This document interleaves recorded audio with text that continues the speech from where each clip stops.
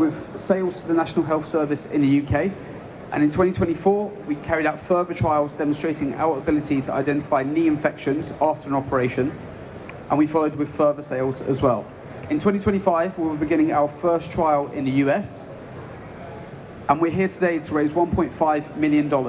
This will see us through to Q4 of 2027. By Q4 of 2026, we'd have produced 500 devices, established 7 commercial trials in the US and UK, and achieved an annual revenue of $150,000. And Q4 of 2027, we'd have produced 5,000 devices and reoccurring annual revenue of $2.25 million. Thank you very much for listening. I'm now open to questions.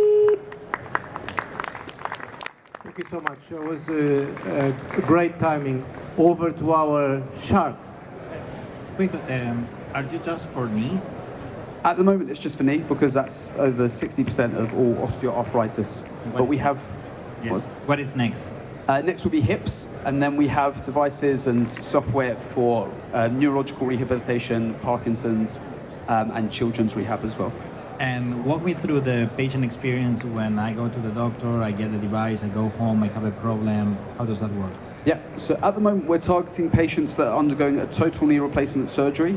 Usually, if you need your knee replaced, you'll go and see a surgeon and a physical therapist before your operation. You'll be given a list of exercises and sent home, expected to carry them out until your surgery. With Slider, we send you home with the device, and they can either be downloaded onto a patient's tablet or mobile device. It's all of the exercises are explained by the physical therapist, and then patients are sent home and then reviewed at their usual regular outpatient follow-up appointments. Can you explain a little bit about a client acquisition? I'm assuming this is B2B2C model. It's B2B, so we sell direct to hospitals and clinics, and then the hospitals and clinics will give the devices to the patients. The hospitals and clinics are reimbursed by health insurers for providing the service of remote monitoring. So how are you then competing with the other home-based remote monitoring as well as rehab facilities? Like telemedicine type of rehab? Yeah, so no other home or remote monitoring system is able to measure force and motion in a patient's home. The solutions that do exist are usually strapped to a patient's leg, but that increases the risk of damage to the patient's skin and risk of blood clots, especially after a surgery. So we've produced the only solution that completely avoids any medical complications after an operation as well. Have you done customer discovery with the insurance payers, and if so, what have they shared about what they see as the pain or problem, not just the patient non-compliance with the therapeutics that they have? Yeah, so we've had some conversations and discussions, negotiations with health insurers in the US. One of the biggest problems and reoccurring costs that they have is usually complications after surgeries. So say knee infections after an operation, that would cost around $30,000 or upwards per patient for a total knee revision surgery. Through the trials that we've carried out so far, 2 patients out of a cohort of 20 were identified as having knee infections early. One of them avoided having a total knee revision, which saved that hospital upwards of $30,000. So those are the main KPIs that they're looking to tackle.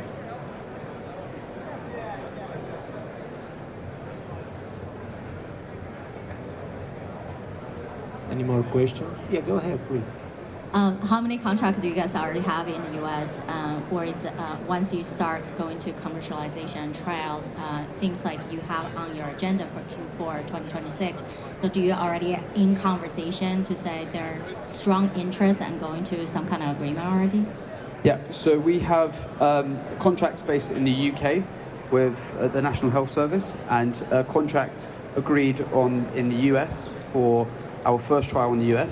And then we have a sales pipeline that takes us through to $2.25 million in recurring revenue, and that's direct sales through Dr. Sampath, our CEO's contact through the orthopedic space.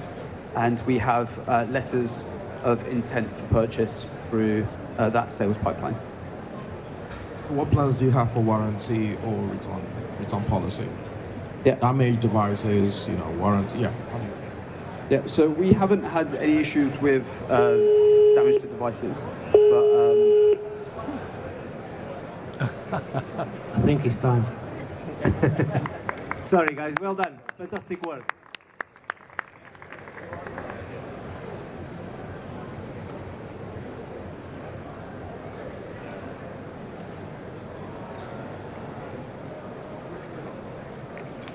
Hey, thank you so much, Mikhail. Yeah, give him another round of applause, please. Thank you.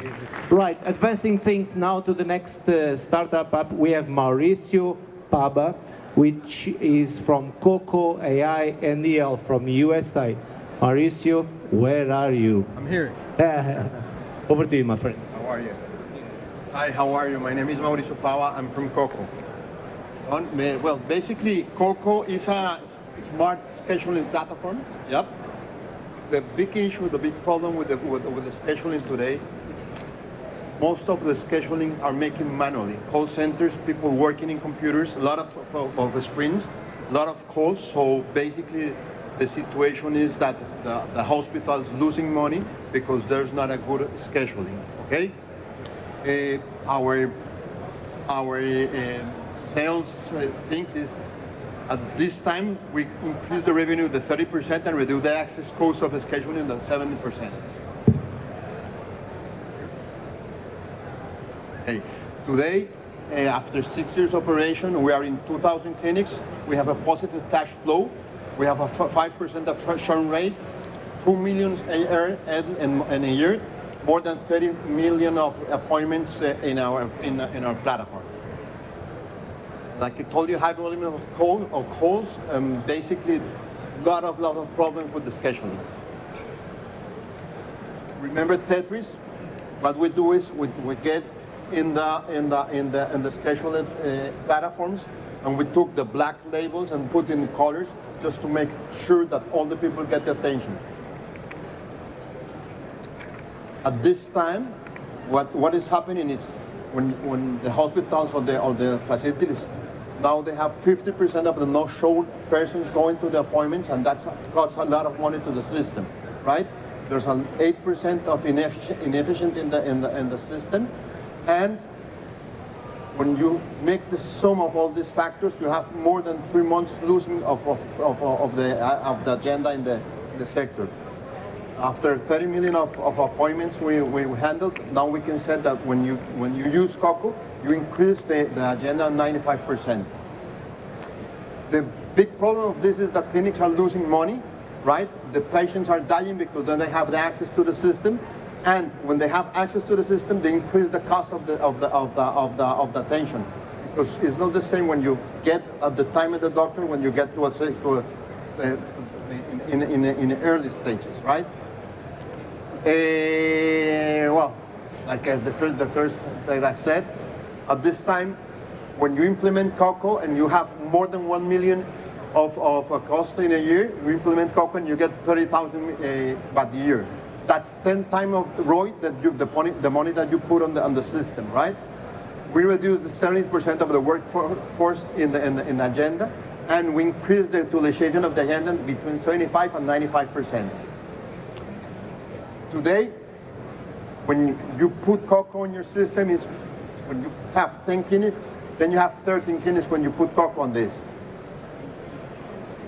Basically, we said we're impact the system because we're saving lives, right?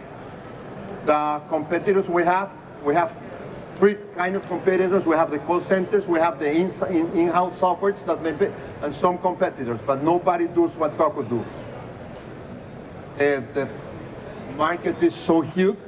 We're now in 5 countries in Latin America, and we want to expand the operation to United States and to Europe.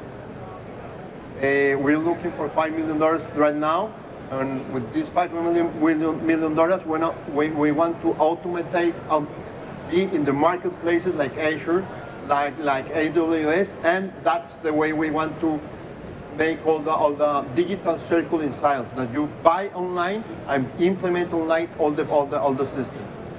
That's Coco. Any questions? Thank you so much, Mauricio. Over to you, judges. Yes, I think that I'm going to tackle the elephant in the room.